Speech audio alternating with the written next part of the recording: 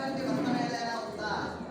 ఉంటే ఆ వ్రతం గురించి తెలియజేయండి అని అడిగా దాన్ని పరమేశ్వరుడు ఈ విధంగా ఆనందించాడు. పరమేశ్వరి నిఖిల కళ్యాణ ప్రదంపైనటువంటి వరలక్ష్మి వ్రతమైనటువంటి వ్రతం కలదు. ఈ వ్రతాన్ని ఆచరించినట్లయితే సకల సౌభాగ్యాలు సంపదలు చేకూరుతాయి అని చెప్పగా, నాదా ఈ వ్రతాన్ని ఏ విధానంగా ఆచరించాలి, అలాగే ఎవరైనా ఆచరించినటువంటి వారు ఉంటే వారి గురించి తెలియపరచండి అడుగుగా దానికి పరమేశ్వరుడు ఈ విధంగా జవాబిస్తున్నాడు. కాత్యాయని, పూర్వం మగధ దేశంలో కుండినం అనేటువంటి ఒక పట్టణం ఉండేది. ఆ పట్టణంలో చారుమతి అనే పేరు కలిగినటువంటి ఒక బ్రాహ్మణ స్త్రీ నివసిస్తుండేది. ఎలా అంటే ఆవిడ జీవన విధానం ఏంటంటే పొద్దున్నే నిద్ర లేవడం, భర్త కంటే ముందుగా అస్తమానాలకి నమస్కరించడం, భర్తను సేవించడం, పక్కింటి వాళ్ళతో ఎదురింటి వాళ్ళతో పొరుగింటి వాళ్ళతో తక్కువగా మాట్లాడుతూ ఉండటం, అనవసరమైనటువంటి విషయాల గురించి చర్చించకుండా ఉండటం, ఇలా చేస్తూ తన గృహ విధులైనటువంటి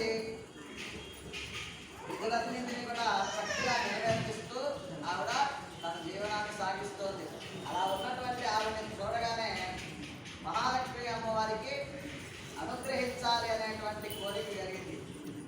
కలిగి చారుమతి నిద్రిస్తుండగా ఆవిడ స్వప్నంలో ప్రత్యక్షమైంది అమ్మవారు. చారుమతి, నిన్ను అనుగ్రహించడానికి నాకు మనసైందమ్మా, కాబట్టి నువ్వు శ్రావణ మాసంలో వచ్చేటువంటి పూర్ణిమకు ముందుగా వచ్చే శుక్రవారం రోజు నన్ను ఆరాధించు, నీకు నా అనుగ్రహం కలుగుతుంది అని చెప్పగా చారుమతి కలలోనే అమ్మవారికి నమస్కరించి ఆవిడ చుట్టూ ప్రదక్షిణ నమస్కారాలు చేసి సాష్టాంగ నమస్కారం చేసింది. దాంతో ఆవిడకి స్వప్నం నుండి మెలుగు వచ్చేసింది, జాగ్రత్త అవస్థలోకి వచ్చేసింది. చూడగానే కళ అనే విషయం తెలిసి తన భర్తకి అత్తమామలకి కళ గురించి చెప్పింది. చెప్పగా వాళ్ళందరూ అన్నారు, చాలా ఉత్తమమైనటువంటి స్వప్నం, ఎందుకంటే అమ్మవారి సాక్షాత్కారం స్వప్నంలో జరిగినా అది అమ్మ అనుగ్రహమే, కాబట్టి నువ్వు ఈ వ్రతం చేయడానికి సమాయత్తమైండు, సిద్ధపడు అని చెప్పి వాళ్ళిద్దరూ కూడా తల్లిదండ్రులు అత్తమామలు భర్త వాళ్ళ ఉభయులు కూడా ఈ మాట మీదే సెలవిచ్చారు అమ్మాయికి. సరే, వీళ్ళంతా ఇక ఈ విషయం ఆ నోట ఈ నోట పడి ఊళ్ళో ఉన్నటువంటి మహిళలందరికీ తెలిసిపోయింది. చారుమతి ఏదో వ్రతం చేస్తుందిగా అని చెప్పి ఇక ఒకరి వెనక ఒకరు అందరూ మనం కూడా చేస్తున్నాం, మనం కూడా చేస్తాం, మేము కూడా చేస్తాం అని చెప్పి అందరూ కూడా సంకల్పించుకొని ఎప్పుడు శ్రావణ మాసంలో పూర్ణిమ ముందు వచ్చే శుక్రవారం వస్తుందా అని చెప్పి ఎదురు చూస్తున్నారు. ఆ రోజు రానే వచ్చింది. ఆ రోజు వీరందరూ కూడా పరిశుభ్రంగా శిరస్నానం ఆచరించి మంచి శుచి అయినటువంటి వస్త్రాలను ధరించి సర్వాలంకార శోభితులై ఒక పూజా స్థలాన్ని ఎంచుకున్నారు. ఆ పూజా స్థలాన్ని అంతా శుద్ధిపరిచి ముగ్గులు పెట్టుకొని పూర్ణాలతో అలంకరించుకొని తెల్లని నూతన వస్త్రాన్ని పరిచి దాంట్లో బియ్యం పోసుకొని మామిడి మండలు ఇట్లాంటి చిగుళ్ళతోటి కలశాన్ని ఏర్పాటు చేశారు.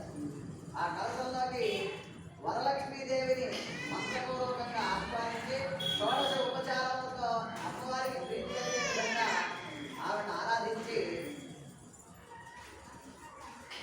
పూర్ణ మోదకాలు ఒక 12 లేదా 9 కానీ అమ్మవారికి నివేదన చేసి 9 ముడులు కలిగినటువంటి సూత్రాన్ని కుడి చేతికి కట్టుకుని ఆ వాయిదాన్ని అమ్మవారికి ఇచ్చి వారందరూ కూడా పూజా కార్యక్రమాన్ని పూర్తి చేశారు.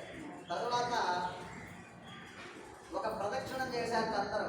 ఆత్మ ప్రదక్షిణం చేశాం కదా ఇందాక మనం, అలా ఒక ప్రదక్షిణం చేయగానే వాళ్ళ కాళ్ళకు ఉన్నటువంటి పట్టీలు ఉంటాయి కదా, మంజీరాలు, ఆ మంజీరాలన్నీ కూడా గల్లు గల్లు మంటూ మోతలు వినిపించాయి. అందరూ ఆశ్చర్యపోయి ఏట్లా చూసుకునేసరికి పాదాలన్నీ కూడా మంజీరాలు నూతనమైనటువంటి శోభత ఆభరణాలు తయారై ఉన్నాయి. ఆశ్చర్యపోయారు. రెండో ప్రదక్షిణ చేశారు. చేయగానే గాజులు, అరవంకీలు, మెళ్ళ వేసుకునేటువంటి ఆభరణాలు, ఇట్లా రకరకాలైనటువంటి ఆభరణాలన్నీ కూడా సర్వ అలంకరణాలు వాళ్ళకి ప్రాప్తించాయి. దాంతో సంతోషించి మూడో ప్రదక్షిణ చేశారు. చేయగానే ఇళ్ళ దగ్గర వాళ్ళ ఇల్లు ఎలా ఉన్నా సరే అంతా కూడా మారిపోయి పెద్ద పెద్ద భవనాలు, దాని ముందు రథాలు, ఏనుగులు, గుర్రాలు, ఇవన్నీ కూడా సంపద అంతా కూడా వాళ్ళకి ఏర్పడింది. వాళ్ళని తీసుకెళ్ళడానికి వాళ్ళ భక్తులు అవన్నీ వేసుకొని సిద్ధంగా ఉన్నారట పూజా స్థలానికి వచ్చి. వీళ్ళందరూ కూడా యథాశాస్త్రానుసారంగా బ్రాహ్మణులకు తాంబూలం వాయనం ఇచ్చి ఆయన ఆశీర్వాదం పొంది అమ్మవారి కలశాన్ని ఉద్వాసం చేసి హాయిగా వారి వారి ఇళ్ళకి ప్రయాణం అవుతూ అనుకుంటున్నాక చారుమతి ఎంత గొప్ప భాగ్యం చేసింది కదా, అమ్మవారు ఆవిడకి కల్లో కనపడి చెప్పడం వల్ల కదా మనందరికీ ఈ భాగ్యం కలిగింది, మనం కూడా చేసుకోగలిగాం, ఆవిడ అనుగ్రహాన్ని పొందగలిగాం. ఎంతటి పుణ్యవంతులు